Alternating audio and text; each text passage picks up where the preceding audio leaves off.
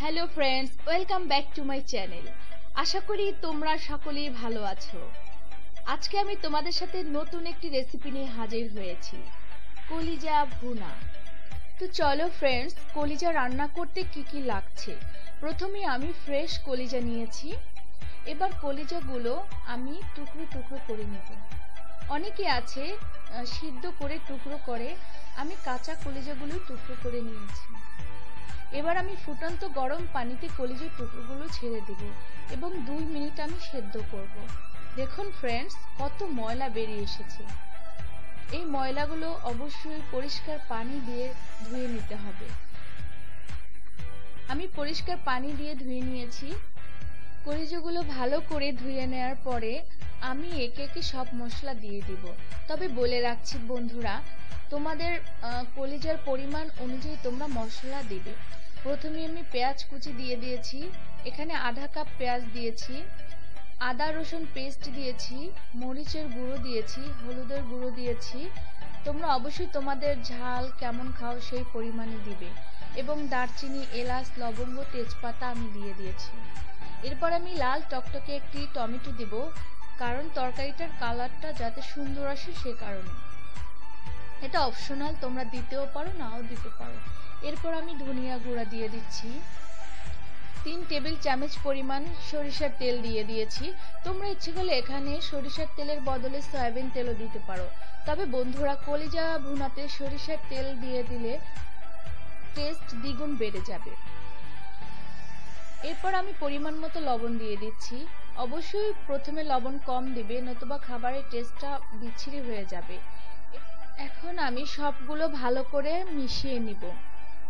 অবশ্যই হাত দিয়ে ভালো করে মিশিয়ে দিতে হবে, যাতে সব মশলা সবগুলোর সাথে মিশে যায়। এরপরে চুলায় একটি প্যান বসিয়ে দিয়েছি। 3 টেবিল চামচ পরিমাণ আমি সয়াবিন তেল দিয়ে দিয়েছি। তেলটা গরম হয়ে আসলে 2-3টা শুকনো মরিচ দিয়ে দিব। এখানে আমি শুকনো মরিচ ইউজ করেছি একটা সুন্দর ফ্লেভারের জন্য। এরপরে আমি আধা কাপ পেঁয়াজ কুচি দিয়েছি। অবশ্যই আপনাদের কলিজার পরিমাণ অনুযায়ী পেঁয়াজ কুচি কমিয়ে বাড়িয়ে দিতে পারেন। এখন আমি কিছুক্ষণ অপেক্ষা করব।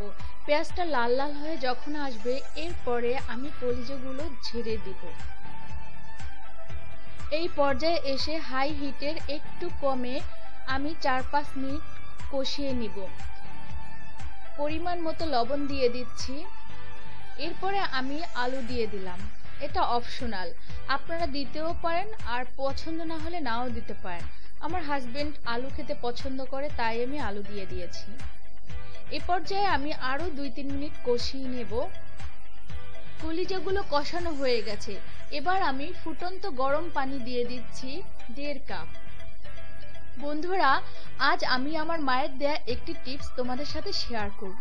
ছোটবেলায় যখন মায়ের পাশে বসে থাকতাম, মা রান্না করত, তখন মা বলতো তরকারি রান্নার সময় কখনই ঠান্ডা পানি দিবা না, গরম ফুটন্ত পানি দিবা। ঠান্ডা পানি দিলে তরকারিটা পানসে হয়ে যায়। এখন আমার মা নেই, কিন্তু মায়ের দেওয়া টিপস আমি এখনো ফলো করি। আশা করি বন্ধুরা তোমরাও আমার টিপসটি ফলো করবে। এবার আমি ঢাকনা দিয়ে ঢেকে দিলাম। এই পর্যায়ে আমি মিডিয়াম হিটের চেয়েও কম হিটে 15 মিনিট রান্না করব। মাঝে অবশ্যই দিয়ে একবার নেড়ে দেবেন। আমি ফিরে আসছি 15 মিনিট পরে। বন্ধুরা দেখুন, কলিজার কালারটা অনেক সুন্দর এসেছে, তেলগুলো একটু একটু উপরে ভেসে আসছে। এই পর্যায়ে আমি খুব ভালো করে নেড়ে দেব এবং নিচে যাতে না লেগে যায় সেদিকে খেয়াল রাখতে হবে। এরপরে আমি হাতে করা জিরে এবং এলাচ গুঁড়ো দিয়ে দিব।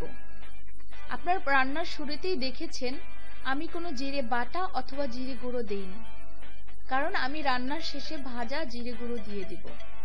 ভাজা জিরে গুঁড়োটা দিলে ফ্লেভারটা অনেক দারুণ হয়, খেতেও সুস্বাদু হবে। 2 চা চামচ পরিমাণ জিরের সাথে 2টা এলাচ নিয়ে আমি ভেজে গুঁড়ো করে নিয়েছি।